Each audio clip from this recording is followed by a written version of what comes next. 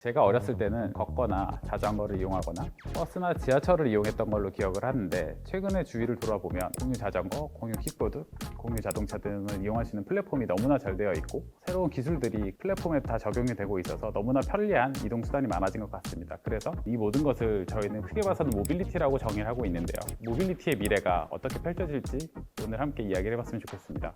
저는 오늘의 마티 조니이고요. 오늘의 백투더 퓨처는 모빌리티의 미래입니다.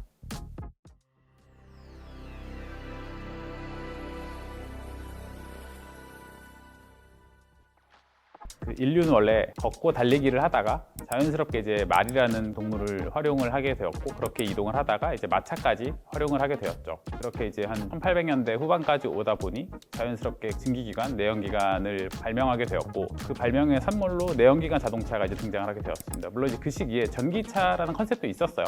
같이 나왔었는데 너무나 당연하지만 그때 배터리라는 것은 사실 용량, 성능이라는 게 지금에는 비할 바가 안 됐기 때문에 자연스럽게 이제 두 내연기관과 전기차의 경쟁에서 전기차가 밀리고, 경쟁에서 내연기관이 승자가 되어서 지난 한 120, 30년 정도를 그 자리를 지켜왔던 것 같아요. 그런데 내연기관이 성장함에 따라서 생기는 부작용이 환경오염, 대기오염, 대기의 온도 상승 이런 문제들이 생겨서 지금 이 시점이 어쩌면 이제 내연기관이 인류에게 작별을 보여야 될 시간이 점점 더 가까워지고 있지 않나, 그런 생각이 좀 들고 있습니다. 그와 함께 전기차는 또 때마침 너무나 배터리 용량이 급격히 발달하는 바람에 지금 딱 좋은 시기를 맞은 것 같고, 그래서 자연스럽게 내연기관에서 전기차로의 패러다임 시프트가 일어나고 있지 않나, 그렇게 생각을 하고 있습니다.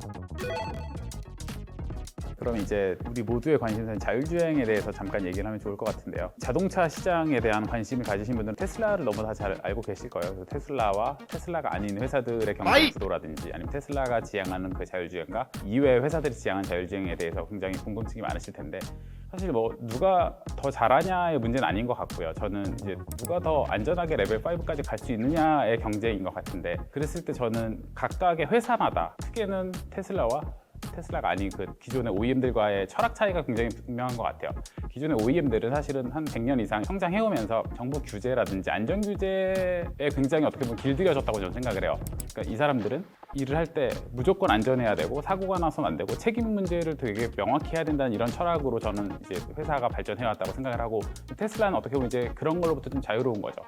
어느 정도까지 그 플렉시빌리티 가지고서 대신 빨리 성장할 수 있는 방법을 전략적으로 취해서 우리는 데이터를 어마어마하게 얻어서 그것을 빠르게 학습시키는 전략을 전 취했다고 생각을 해서, 사실 무엇이 더 좋냐를 지금 논하는 건 큰 의미는 없을 것 같아요. 저는 누가 더 빨리 레벨 5까지 갈 수 있을까? 그랬을 때 그러면 이 두 진영의 가장 큰 차이는 라이다의 여부 같아요.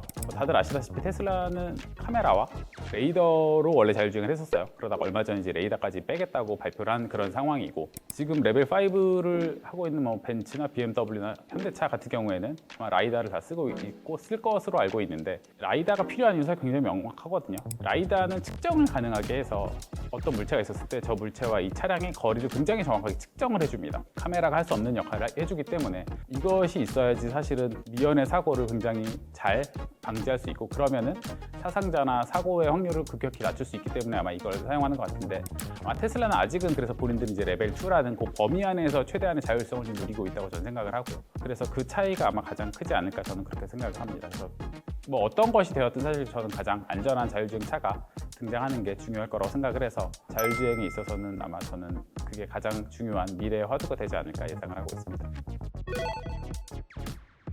가장 먼저 말씀드릴 곳은 SOS랩이고요. SOS랩은 국내에서 정말 손꼽히는 라이다를 제조하는 스타트업입니다. 2017년에 시작을 해서 굉장히 빨리 성장을 한 상황이고요. 기술력 또는 그런 성능이 굉장히 탁월한 그런 라이다를 개발하셨고, 가격은 굉장히 저렴해지는 그런 상황입니다. 그래서 저희 식당 가서 보이는 서빙 로봇이라든지 실외 돌아다니는 로봇에서도 SOS랩의 라이다를 채용을 해서 사용을 하고 있는 그런 상황입니다. 끝으로 서울로보틱스는요, 아까 앞에서 말씀드린 SOS랩 같은 회사에서 만든 라이다들이 있으면 그 라이다들을 사용을 해서 저희가 주변에 어떤 것이 있는지 인식을 하지만, 사실 이게 인식은 됐지만 인지가 되지 않았거든요. 이게 무엇인지 정확히 알 수가 없어요. 그래서 예를 들어 저희가 차를 타고 갔는데 한번 그 라이다가 훑으면 뭐가 있는 것 같은데, 이게 나무인지 사람인지 차인지 뭐 반려동물인지를 알 수가 없는데 그것들을 다 이제 인지를 해주는 소프트웨어를 개발하는 스타트업이고요. 그런데 재밌는 것은 라이드 하드웨어를 만드는 스타트업은 글로벌리 100개가 넘게 있는데 이런 인지 소프트웨어를 만드는 곳은 전 세계 현재 기준으로 아마 한 5개도 안 될 거예요. 그리고 아마 제가 알기로는 서울로직스가 가장 먼저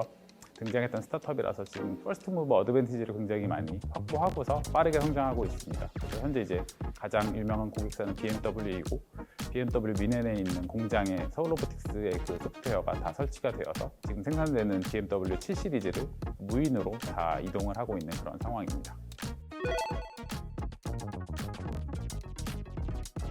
저는 자율주행 자동차가 실제로 이제 등장하게 된다면 두 가지 옵션이 있을 것 같아요. 하나는